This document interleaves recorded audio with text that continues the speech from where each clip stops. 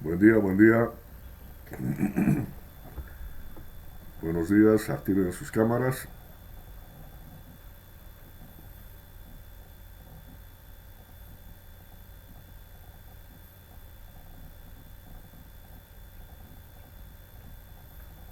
Buenos días, ingeniero. ¿Cómo está? Buen día. ¿Qué es de los demás?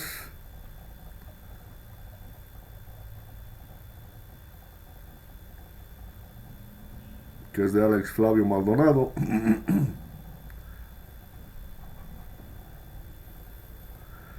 Bueno, creo que anda el examen y ya se han desanimado varios, ¿o qué ha pasado?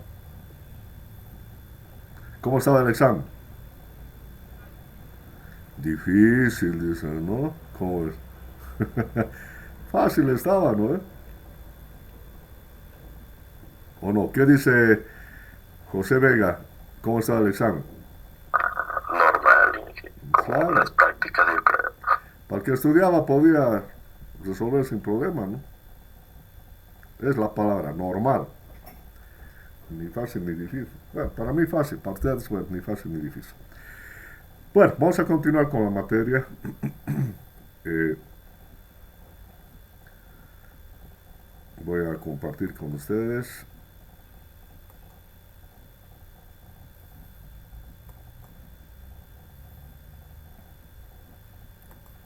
Caramba, no estoy compartiendo.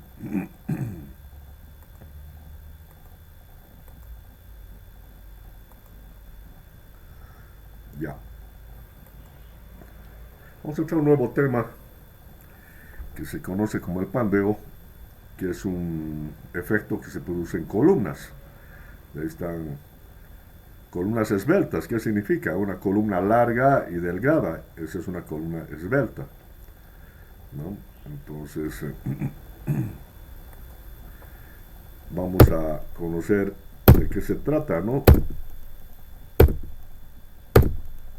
Bueno, eh, ¿qué es el pandeo? Es una flexión lateral que se produce en un elemento sometido a compresión, elemento esbelto sometido a compresión. Ya, aquí podemos dar un ejemplo. Tengo una barra de longitud L que le aplico una carga P primero, de una fuerza de compresión. Agarro y aplico una perturbación. ¿Qué es una perturbación? Es, es una fuerza, digamos, lateral. O sea, primero estoy aplicando la carga P. Ahora le aplico una fuerza lateral. Entonces se flexiona. Si ustedes agarran una regla, por ejemplo, una regla de baquelito, de plástico, la comprimen entre dos dedos y si le empujan lateralmente se va a doblar un poquito, se va a flexionar lateralmente. Pero es una pequeña flexión. Entonces, introducimos una perturbación, el elemento se deforma, ¿no? O sea, empujo acá, se deforma. Retiro la perturbación, retiro la fuerza y el elemento retorna a su posición original. O sea, de esta primera posición retiro la perturbación o fuerza lateral y ¡puc! Vuelve a su posición original. Ahí estamos en un equilibrio estable que se da cuando las cargas son pequeñas, cargas de compresión, que solamente se deforman cuando empujo o introduzco una perturbación. Ahora voy a aplicar una carga mayor a la anterior. ¿Ya? Eh, una, bueno, en principio la carga P es una carga pequeña que produce solo compresión. Ahí no hay ninguna novedad. Entonces aplico yo primero una carga P1 mayor a la anterior, le metí la perturbación, se ha deformado, retiro la perturbación, vuelve a su posición original, equilibrio estable. Ahora voy a meter una carga P2 mayor a la anterior. Aplico P2, pongo la misma perturbación, se deforma más, porque la carga es mayor. Retiro la perturbación y el elemento se queda deformado. ¿Ya? Estamos en un equilibrio indiferente. O sea, ni se recupera ni falla. Es un equilibrio indiferente. Finalmente voy a aplicar una carga mayor a la anterior P3 en ambos extremos, carga de compresión. Está actuando la carga sobre esta barra. Aplico la perturbación Y esto se deforma de tal manera que este extremo alcance este otro, o sea, así, ¿no? Entonces, al retirar la perturbación, el elemento continúa deformándose, ¿ya? Hasta que un extremo del cuerpo alcance el otro, es el equilibrio inestable. Entonces son tres estados que estamos viendo de equilibrio. Un equilibrio estable, que es cuando se recupera. Un equilibrio indiferente, cuando queda deformado pero ni colapsa ni se recupera. Y finalmente un equilibrio inestable, que es cuando prácticamente colapsa. Este extremo viene a alcanzar este otro, y pese a que se retira la perturbación, este continúa deformándose hasta que falla. Esa flexión lateral, ya sea pequeña o grande, se conoce como el pandeo, ¿no? La flexión lateral se produce en elementos sometidos a compresión, elementos esbeltos. Ahora, bueno, esos es los tres equilibrios que se dan, o los tres estados de equilibrio, más que equilibrio. Vamos a definir a qué llamamos o definimos la carga crítica de pandeo. ¿Cuál es esa carga que produce el pandeo?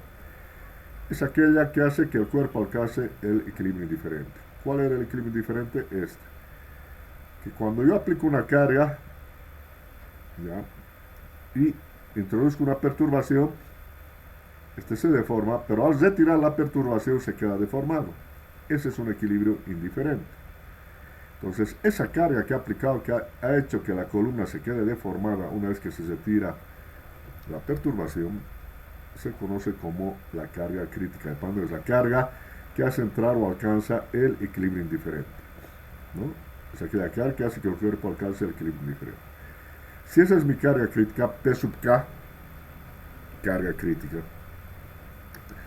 voy a tener una tensión crítica. Y esa tensión crítica, sigma crítica, porque es de compresión, tensión normal, va a ser la carga o fuerza, carga crítica, entre el área de la base o la columna, ¿no?, la sección transversal. Esa va a ser la tensión crítica, es la carga crítica entre el área. Ahora, el pandeo se presenta en todo elemento esbelto sometido a compresión, ¿no? Entonces, en un elemento esbelto sometido a compresión.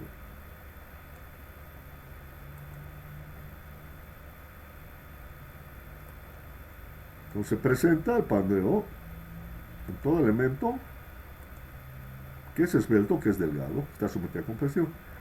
Ejemplo, puede ser un arco está sometido a compresión. Si aplico estas cargas sobre este arco, esta línea continua, si el espesor es tan pequeño, esa compresión que se está produciendo en este arco va a hacer que se pandee, como estamos viendo, se flexione acá, aquí hacia arriba, aquí a un costado, aquí al otro, empieza a deformarse, a hundirse, ¿no?, a bollarse. Es un fallo debido a la esbeltez que tiene y a la magnitud de la compresión interna que se da en este arco. Entonces no es suficiente que sea, o no es solo necesario que sea una columna. Cualquier elemento esbelto sometido a compresión puede sufrir pandeo. Igual un pórtico. Este pórtico de dos patas, y una base horizontal, si aplico una carga me genera reacciones aquí y aquí. Lógicamente aquí me va a flexionar. Y si estas columnas son esbeltas, también se va a flexionar, va a sufrir una deformación lateral.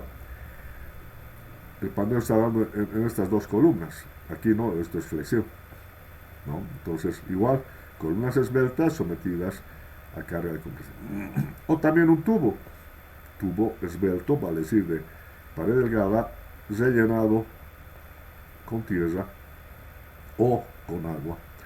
Si el espesor es tan pequeño, la compresión que se está produciendo en este tubo hace que empiece a bollarse, a deformarse, a hundirse en algún sector, a salir del otro, a deformarse, como muestra la línea punteada. Bueno, entonces está claro el concepto de pandeo. ¿Alguna pregunta?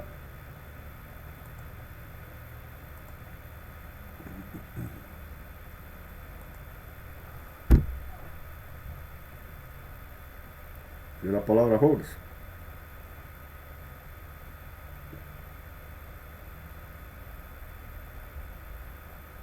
¿Preguntas, dudas?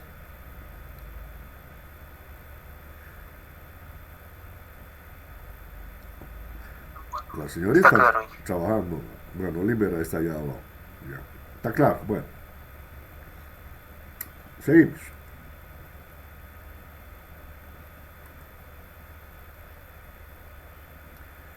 Ahora vamos a desarrollar esta famosa fórmula de Euler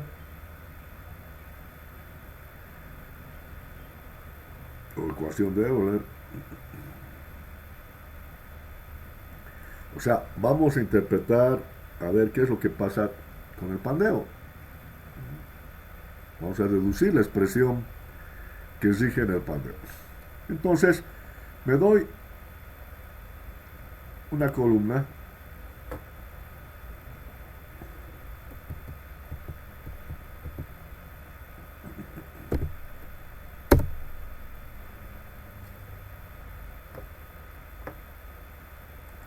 entonces aquí ponemos columna con extremos allá visto extremo empotrado y libre. Entonces nos damos esta columna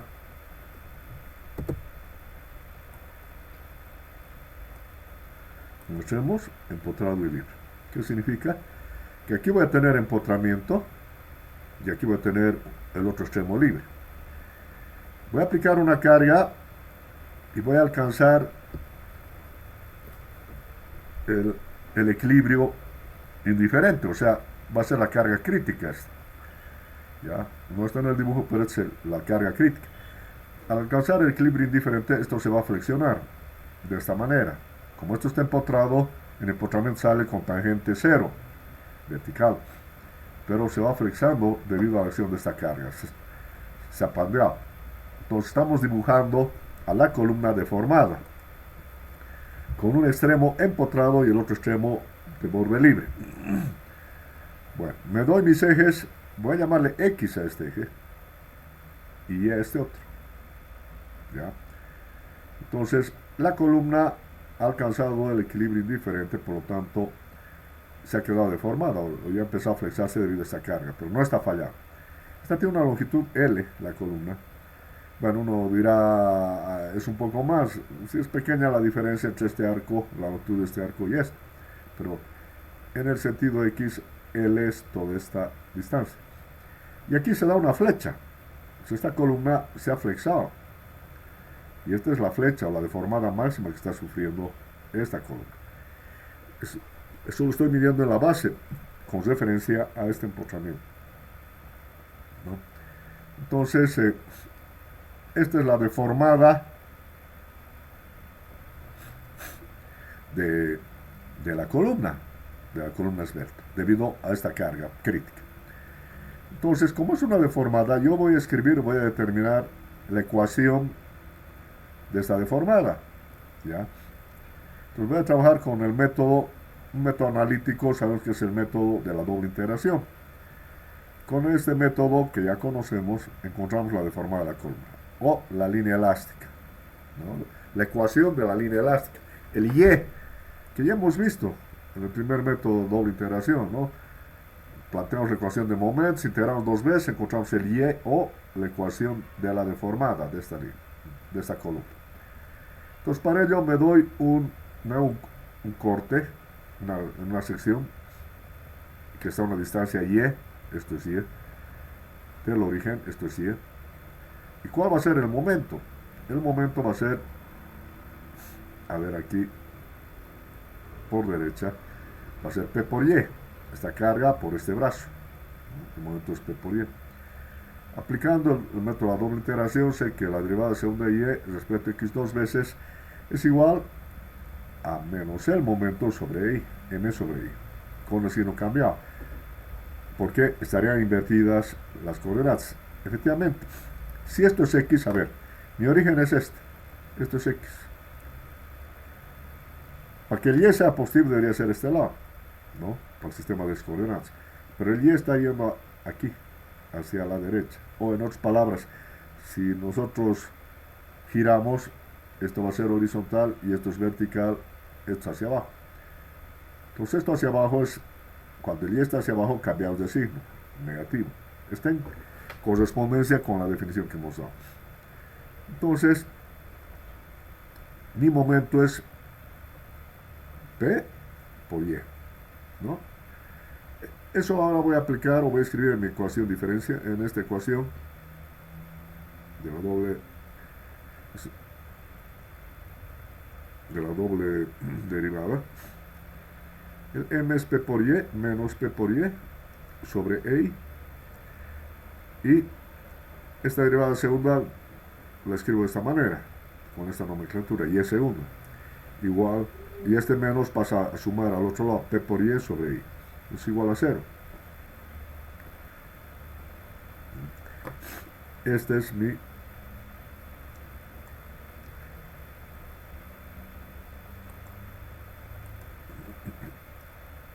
es una ecuación diferencial. ¿Ya? Voy a llamar alfa cuadrado a P sobre I. Y por lo tanto esto ahora me queda Y segunda más alfa cuadrado Y igual a 0. Esta es la ecuación diferencial. ¿Ya? De esa deformada de la columna. Entonces buscamos una solución a esta ecuación diferencial. Entonces, la solución a la ecuación, o la solución de la ecuación, si quiero encontrar o resolver esta ecuación diferencial, efectivamente voy a asumir una función periódica como esta, del tipo y igual a por seno de alfa x más b coseno de alfa x. Bueno, a ver, vamos a comprobar. Derivo la primera vez a seno de alfa, ¿ya? Luego vuelvo a derivar. Un cachito, perdón.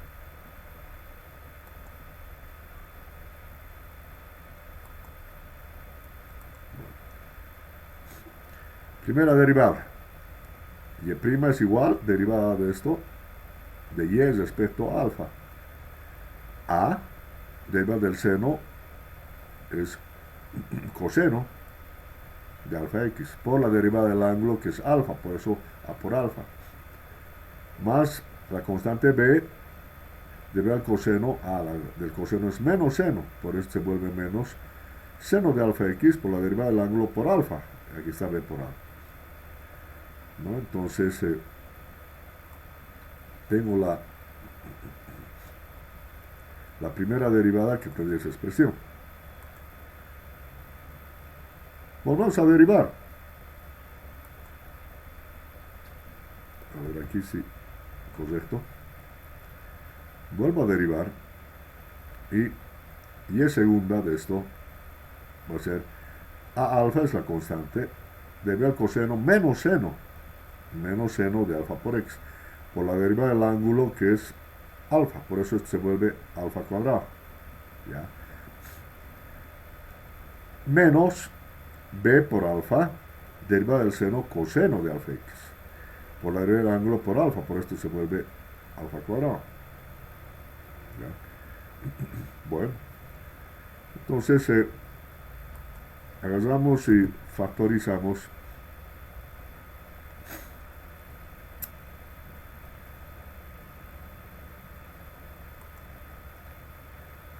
alfa cuadrado menos alfa cuadrado voy a factorizar, me queda a por el seno de alfa x y como estoy factorizando menos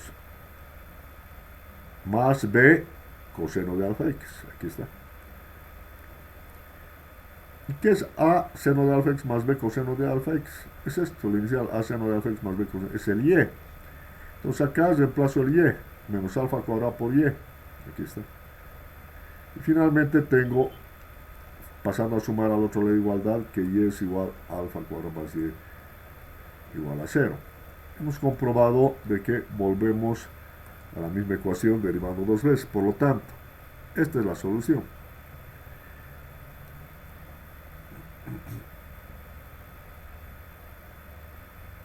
Esto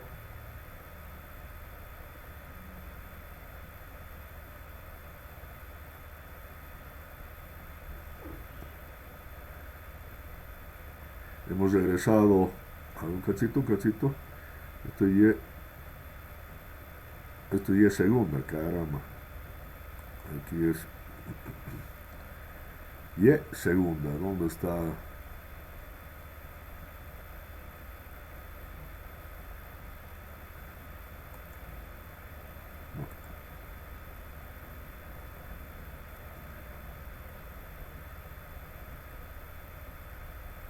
Mis comillas aquí. Ah, bueno, ya.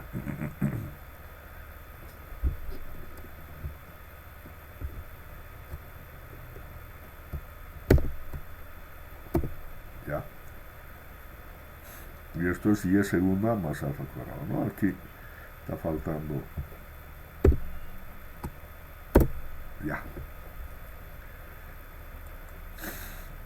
Bueno, este y segunda es menos alfa cuadrado y dice, bueno, esta es esta misma ecuación, por lo tanto es solución. ¿Cuál es la solución? Esta. La solución a esta ecuación diferencial, su solución es esta.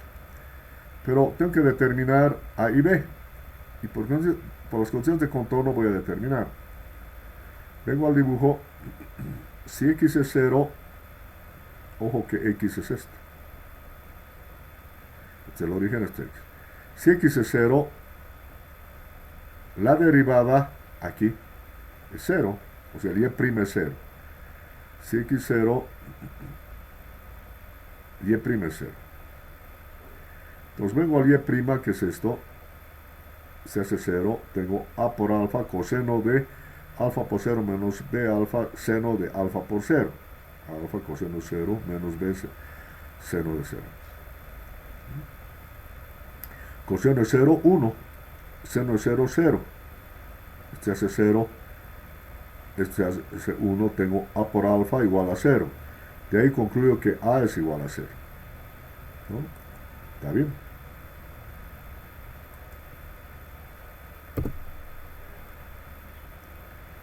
Luego, de la misma manera, si x es igual a 0, a ver, sigo en el punto, en x0.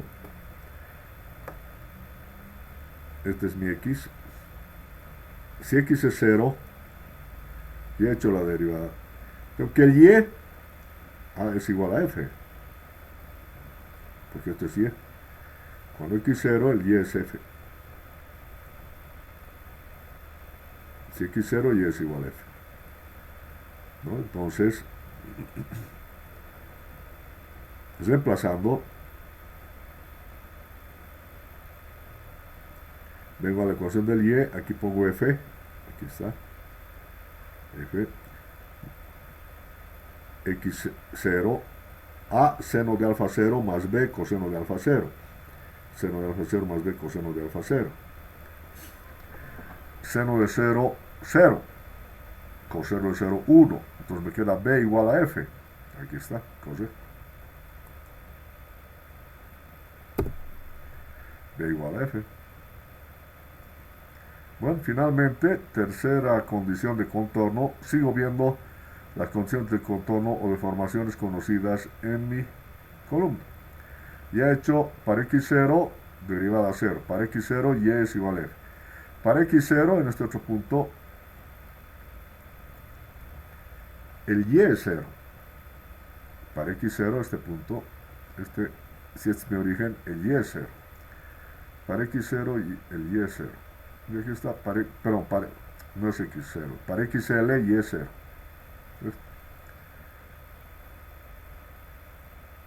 ¿No? Entonces, tengo esa figura.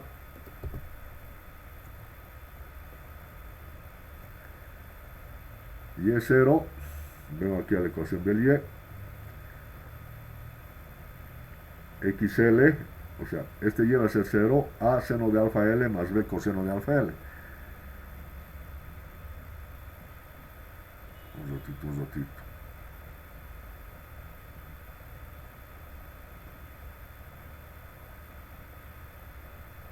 XL y es 0, correcto.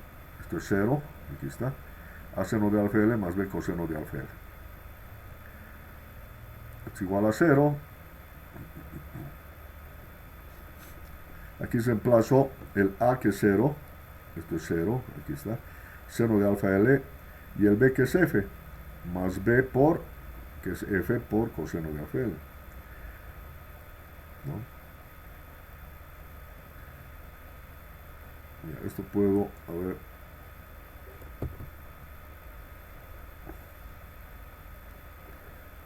Ya. Bueno. 0 es igual a por seno de alfa L más B coseno de alfa L. Bueno, tenemos expresión con última condición de contorno. Entonces ordeno esto de tener 0 por esto, 0, f coseno de alfa L es igual a 0, aquí está.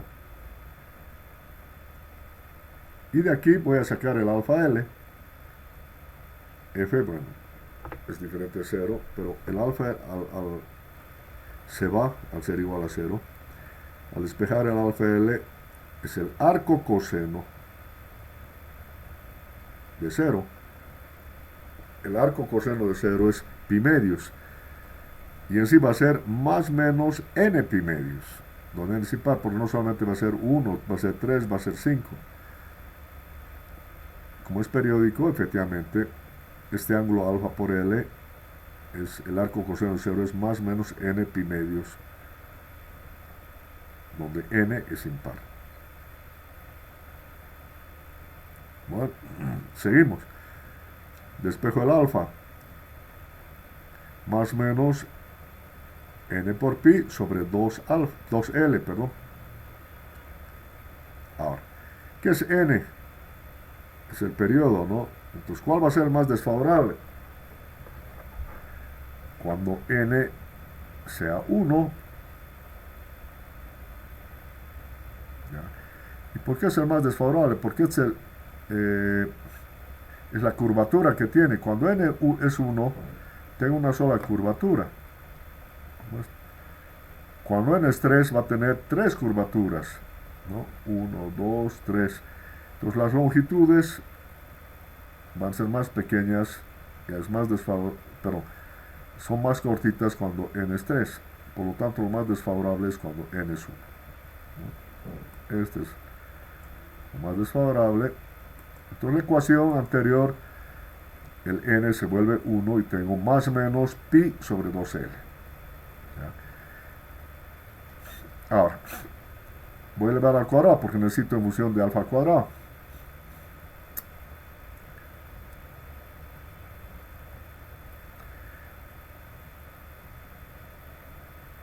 Si elevo al cuadrado desaparece el más menos, ¿no? Esto elevo al cuadrado a ambos lados, alfa al cuadrado va a ser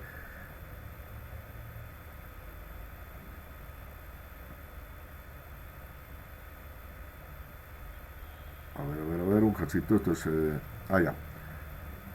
Aquí también antes he definido que mi alfa cuadrado es p sobre i. Aquí he hecho este cambio de variable. De esta ecuación p sobre i le llamo alfa cuadrado, por eso es que aquí va a venir como alfa cuadrado. Entonces,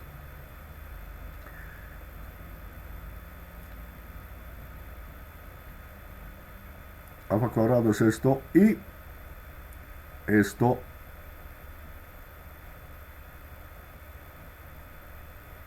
va a ser, entonces, esto es mi alfa. Entonces, si despejo de aquí el alfa, bueno, este alfa es haciendo n igual a 1. Este otro estoy rescatando de arriba, del alfa cuadrado igual a p sobre i, esto.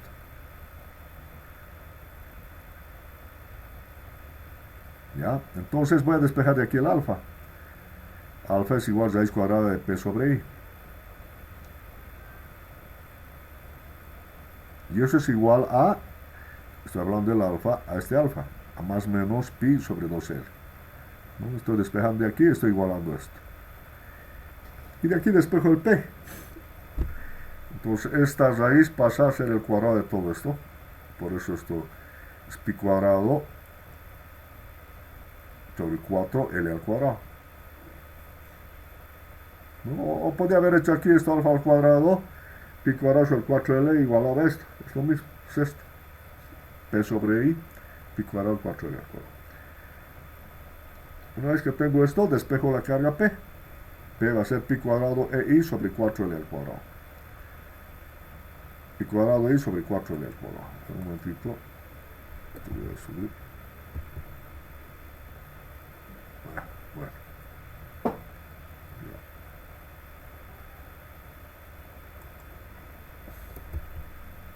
Bueno. Entonces el P, que es la carga crítica que hemos dicho en esta columna. ¿Por qué carga crítica? Porque esta es aquella que hace entrar al equilibrio indiferente para ese tipo de columna. Entonces esa carga crítica que hace entrar al equilibrio indiferente es esta. Habiendo despejado, tiene esa expresión. Caramba. Voy a pintar. Quiero... No me deja. Negrillas.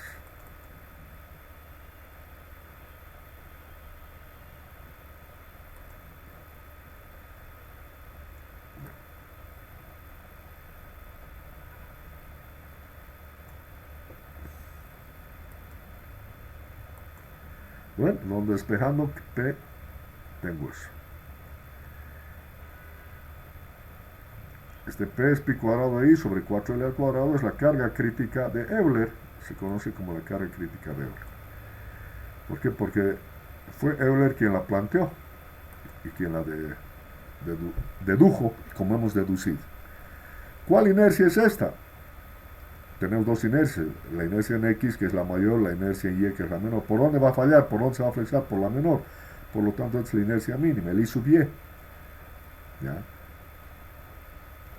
Entonces, esa es la inercia mínima, o I sub Y.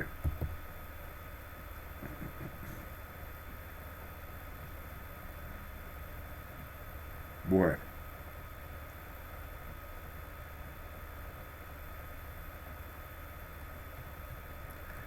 Esta deducción. ¿Alguna pregunta hasta ahí?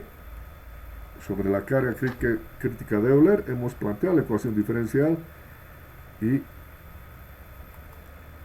de ahí es de donde hemos deducido la carga crítica. O sea, aquella carga que produce esa deformada que ha hecho que la columna entre en equilibrio indiferente.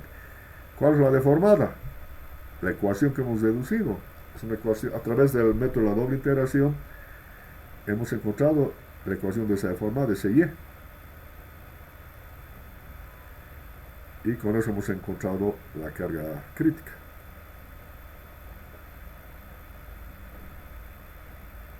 ¿Preguntas? ¿Está claro?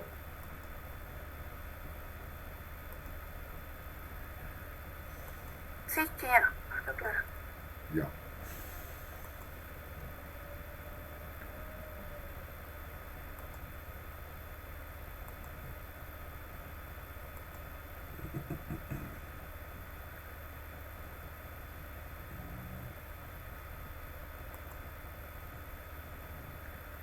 Caramba, se me...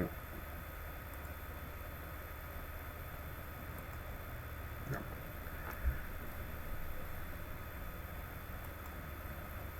Bueno.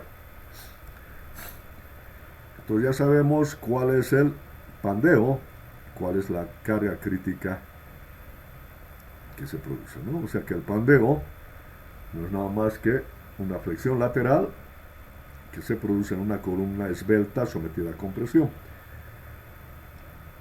La carga que produce o que hace que esa columna o ese elemento entre en equilibrio indiferente se conoce como la carga crítica de pandeo.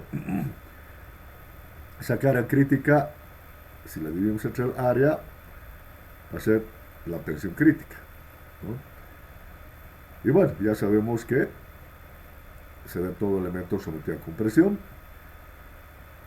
Es ahí donde hemos deducido la fórmula de Euler, en principio para una columna empotrada y libre.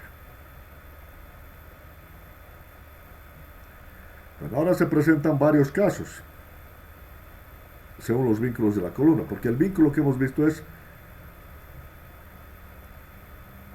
para una columna con bordes libres. A ver,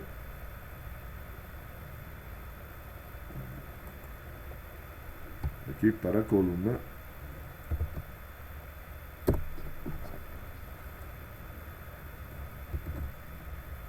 con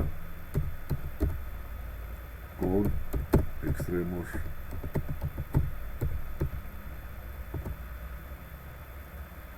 libre, un extremo empotrado y libre, ya, empotrado y libre.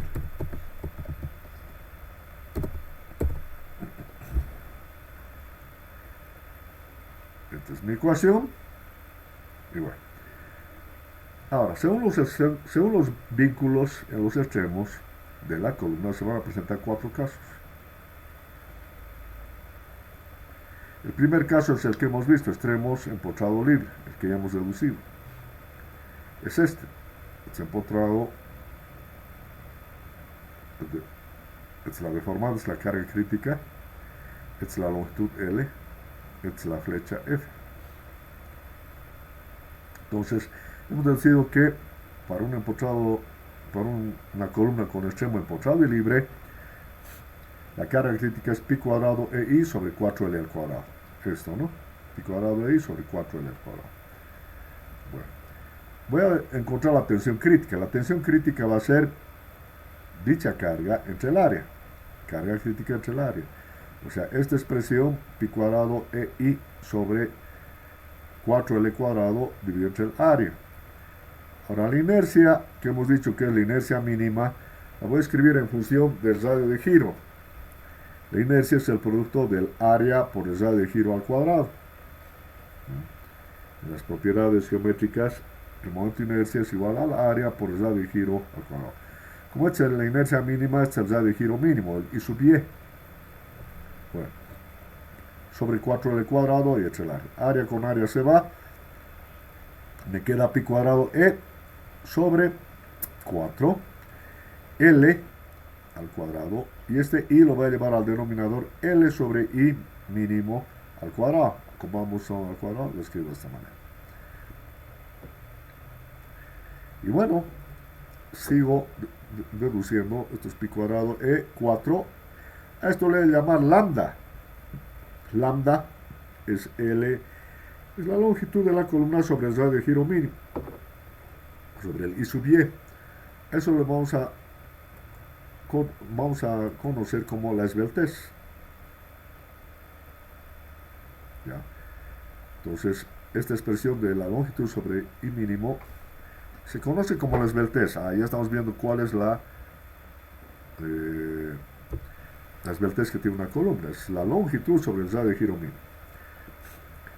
Entonces, reemplazando aquí la esbeltez, tengo que la tensión crítica es pi cuadrado E sobre 4 lambda al cuadrado.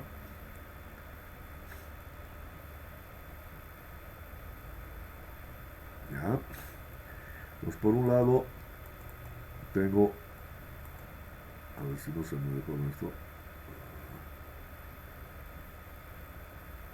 Se dejó. Esto se ha distorsionado. Bueno, ya quería.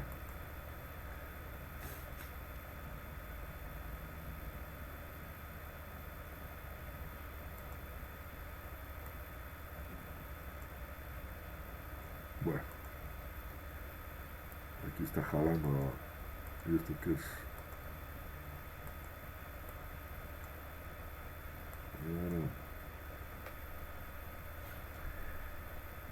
Aquí se van distorsionando las cosas.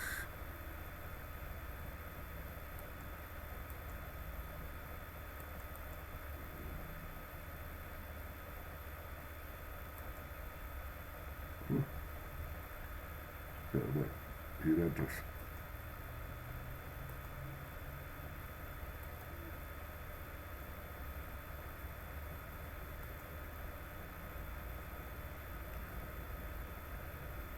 ahí lo dejaré, si aquí está sucediendo.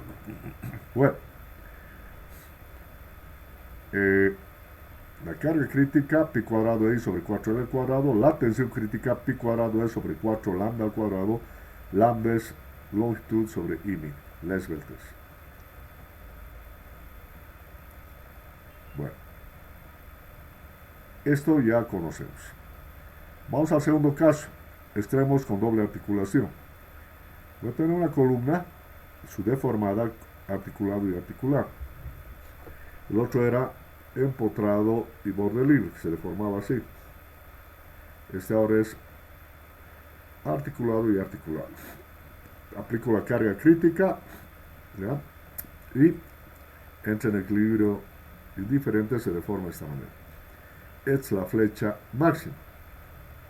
Bueno, voy a comparar con el primer caso, el caso de empotrado borde libre, donde efectivamente es este caso. Esta es mi carga crítica, esta es mi deformada, perdón, esta es mi tensión, y la deformada es esta. La longitud L de este primer caso es esta. Entonces voy a ver cómo se deforma. Sale con tangente 0 y tiene una curvatura. Del empotramiento sale tangente 0 y esto viene aquí hasta la carga.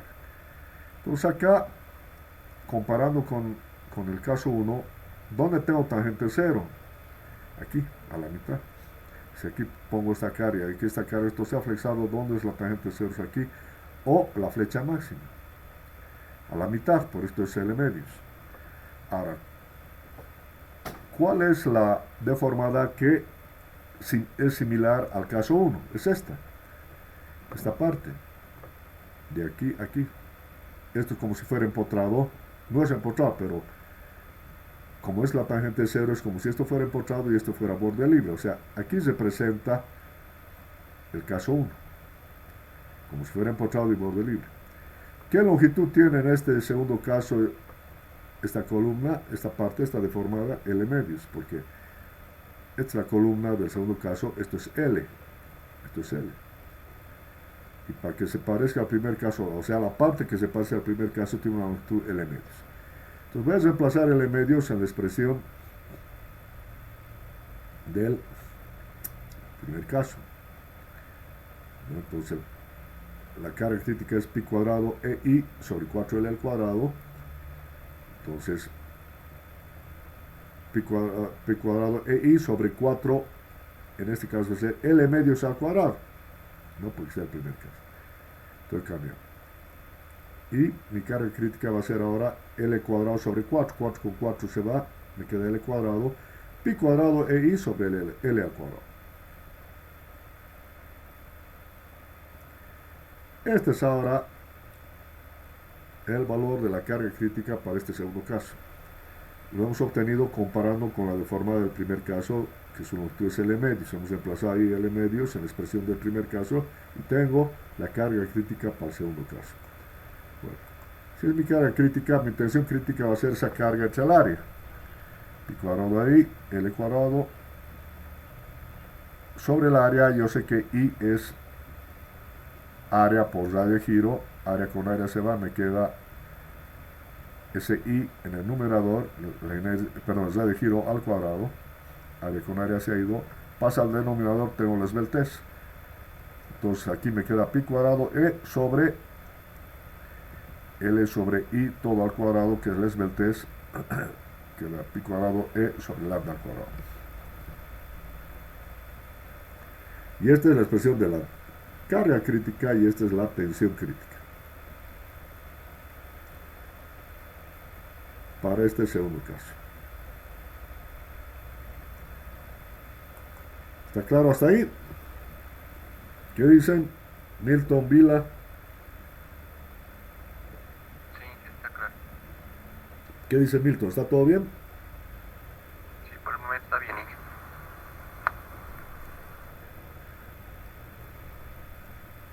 Bueno, seguimos.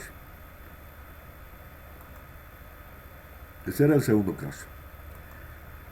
Otro tipo de columnas o vínculos. Tercer caso, un extremo empotrado y el otro articulado.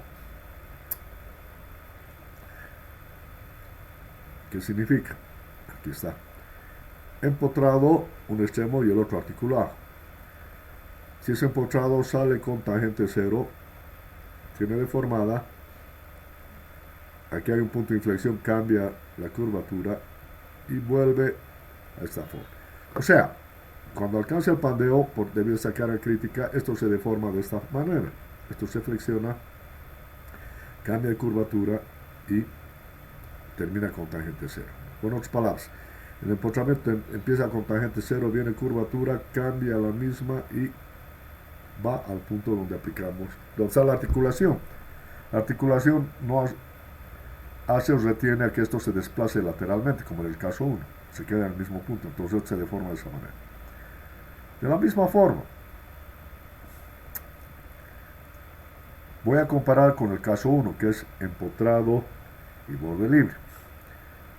Bueno, aquí también tengo empotrado y tengo una curvatura. Aquí hay punto de inflexión, cambia de curvatura. Y aquí tengo la flecha máxima, ¿no? De esto, esta es la flecha máxima. Entonces, a partir de ahí, esto continúa con la misma curvatura hasta llegar a la articulación. Entonces, tengo tres deformadas similares al caso 1. ¿Cuál es el caso 1? Empotrado y borde libre.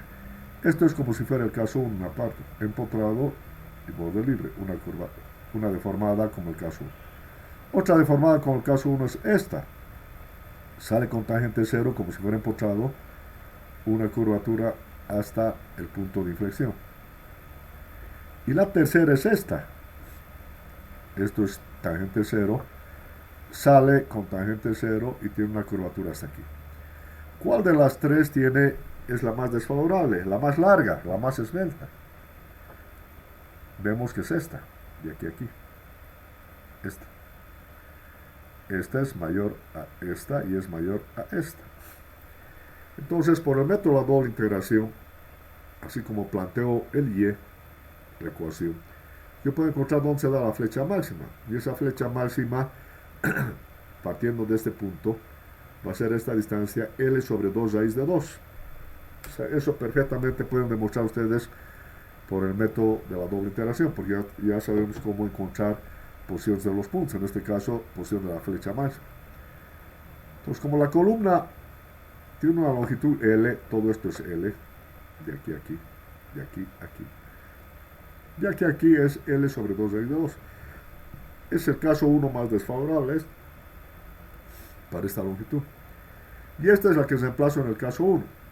Con el caso 1, pi cuadrado de i sobre 4L al cuadrado. Pi cuadrado de i sobre 4L al cuadrado. Entonces, ahí reemplazo esa longitud. Pi cuadrado de i sobre 4, L sobre 2 raíz de 2 al cuadrado. Todo esto es L al cuadrado. Despejo, pi cuadrado de i sobre 4, 2 al cuadrado, 4 con 4 se va. Este raíz de 2 se va con la raíz con el cuadrado, se vuelve 2 en el denominador, pasa al numerador, 2 pi cuadrado de i sobre L al cuadrado. Y es la carga crítica para extremos empotrado y articulado. Si es la carga crítica, la tensión crítica va a ser esa carga entre el área.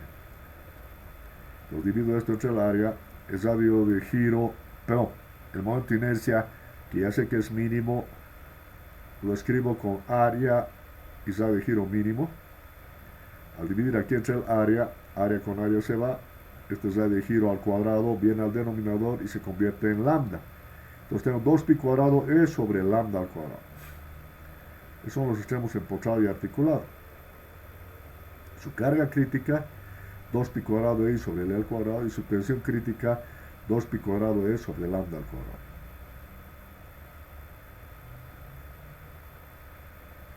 Y finalmente, el último caso, el cuarto caso, donde ambos extremos son doblemente empotrados.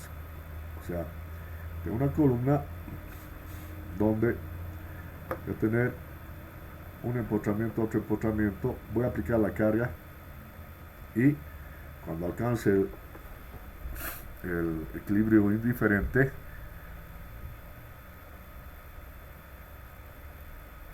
va a deformarse o se va a quedar deformada de esta manera.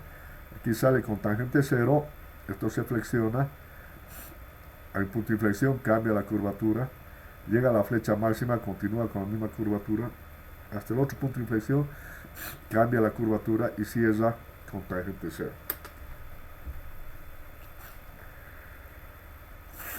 Entonces, esta es la deformada por el caso 4. Tangente 0, viene flecha máxima, punto de inflexión, tangente 0. Esta es la flecha máxima. Y todo esto. Es la longitud L, es la flecha máxima. Ahora, de la misma manera que los anteriores casos, ¿cuáles son las deformadas en las que se da el primer caso? Esta va a ser una, de aquí a aquí. Sale con tangente 0, una curvatura. La otra va a ser aquí, esta parte, tangente 0, una curvatura. Y la otra, en la flecha máxima, tengo tangente 0, es como si fuera empotramiento. Y aquí tengo igual tangente 0, una curvatura hasta el punto de inflexión.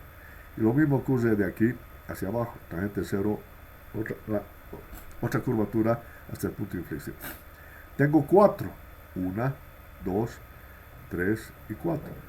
Las 4 habían sido de L cuartos, o sea, hay simetría.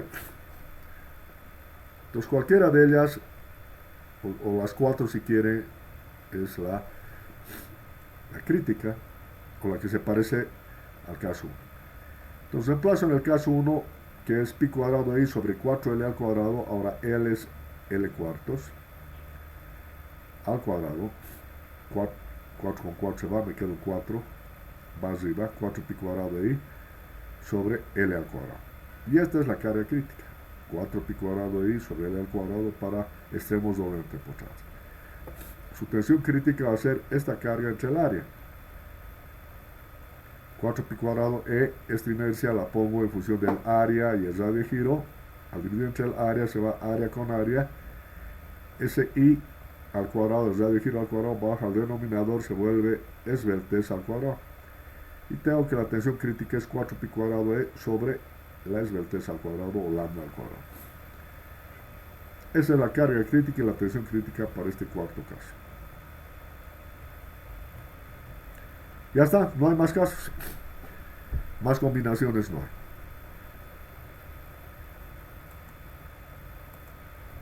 ¿Preguntas?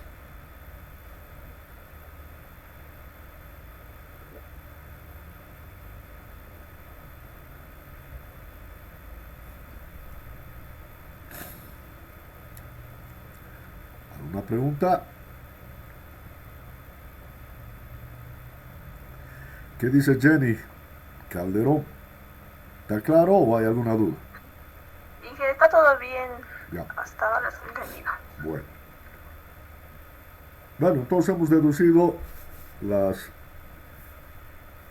expresiones de los 4 tipos o 4 casos de columnas que se darían. Va a decir, una columna empotrado, borde libre, la otra doble articulación, la tercera empotrado y articulado, con extremos empotrado y articulado, y la cuarta doble empotramiento en sus extremos. Hemos visto cómo se deforman, cuáles son las ecuaciones de la carga crítica y las ecuaciones de la tensión crítica. Con eso vamos a continuar la siguiente clase. Si no hay preguntas, ahí quedamos. ¿Ok? ¿No hay preguntas? Nos vemos pasado mañana, el día jueves. Hasta luego, ingeniero. Hasta luego. Luego, ingeniero. Hasta luego. Hasta luego.